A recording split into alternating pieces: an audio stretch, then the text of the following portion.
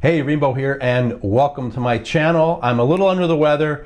I don't know if I got a sinus infection or it's allergies, because right now here in South Florida, the mango trees are starting to bud, and I think we have a lot of pollen and so on and so forth. Anyway, welcome. So apparently I struck a chord with many of you here, and especially on TikTok. I do have a separate TikTok account. It's still Rainbow USMC, same thing.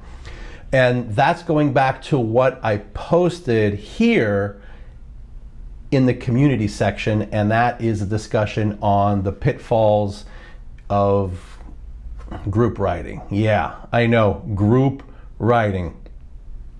Something we're not all a big fan of and some people like. But what I want to do is I want to go over a few things with group writing, just to kind of round out and to really discuss those top 10 things that are, there's a link below. Just go to the community page. I'll put a link below on how to get to that article. I put the 10 rules for group writing for motorcycles. So let's start talking about some issues and some things that aren't necessarily covered in that top 10.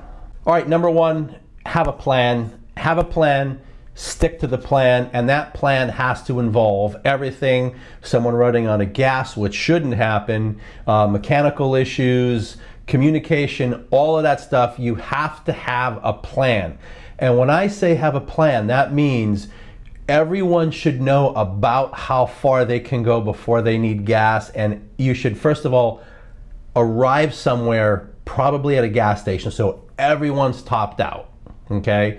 And whoever is the weakest link, that's only as far as you can go. So if you have a bike that can go 200 miles and someone else can only go 110, the group stops for gas at the 110 mile mark. And what everyone should do is, even if you can get 200, make sure you top off. But really the big thing is to have a plan, and this plan needs to be about everything that you're going to do if things happen. Now, how do you know things happen? Well, you should have a trail rider, someone in the back kind of watching everything, who has direct communication. It's a good reason to have a helmet, so that you can have communication. I'm not a fan of group rides. I think some of the really big coordinated group rides that are,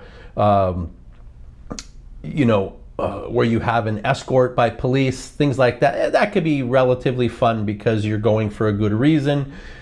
But anytime you get really more than three people, then things start to change a little bit. You know, with two people, you communicate, you know what you need to do. It's not a big deal. You're always by each other. Three, it's kind of the same thing. Soon as we get into 4 or 5 people, that's when everything changes. And it changes for a lot of reasons. Now, it's important that once you put these rules and regulations in place, that everyone follows those rules. Now, you're always going to have those people who get bored, who get tired, who just want to go off on their own. I think that's okay, as long as it's communicated that you know where the next stop is. So if they want to just disappear and go fast for a little bit, they better come back and wait for you to come back or meet at the next place. But you don't want to have everyone doing that, because then that creates a problem itself. Another thing, stay in one lane together. That is the safest. As soon as you have people on a group ride who are weaving in and out of traffic, and then other people are trying to follow them, now you have a massive increase in the amount of risk, because now you have, let's say you have 6 or 7 people on a group ride, maybe more, and the leader decides he's going to start weaving through traffic, and other people are going to get left behind. If you have heavy traffic, especially something like on 95 or the 401, out in the West Coast, anywhere where you have really heavy traffic, stay in one lane, stay together. If that means you're going slower than normal, go slower than normal. If you need to keep up with the pace, speed it up a little bit, but you're only going to go as fast as the weakest link. If someone says, hey, I'm not comfortable past 75 miles an hour, then guess what? 75 is the limit for the group. And this is where the whole communication comes in, and really paying attention. You really have to stick together and stick to the plan. Make sure everyone knows hand signals, okay? Whether it's a police ahead, you're making a left, you're making a right, maybe some people don't have blinkers.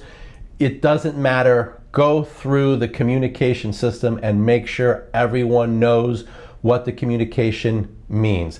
Also, exchange phone numbers. If you all have Cardo or Senna or whatever brand you have, get as many people connected as you possibly can, especially the key people, the front and the back, maybe someone in the middle who can keep an eye on things. You have to have a clearly defined leader in the pack, and you really have to have a trail rider like I talked about before. But communication is key, so again, it's a great idea to have in-helmet communication. Now, I talked about fuel stops. The fuel stops should be pre-planned. Not, oh, we're gonna go here, we're gonna go there. Now, if you want to plan the very first one, and then once you go there, then communicate to everyone what the next one is gonna be, that's okay, but it's really a preference if you pre-plan every single stop in advance. If you're gonna have a really long ride and you're gonna have to stop 4 or 5 times, it's a better idea to just have everything planned out in advance so everyone knows exactly what gas station you're going to, what exit if you're on the highway, and what sequence they're going to be in. And you think, well, there can only be one sequence. Not necessarily. There are some rides that can get complicated. So you want to make sure that everyone knows where the final destination is too, so that people can get there. So make sure everyone is given a specific address for the final destination. Now, like I said before, people run out of gas. There are emergencies. People have breakdowns.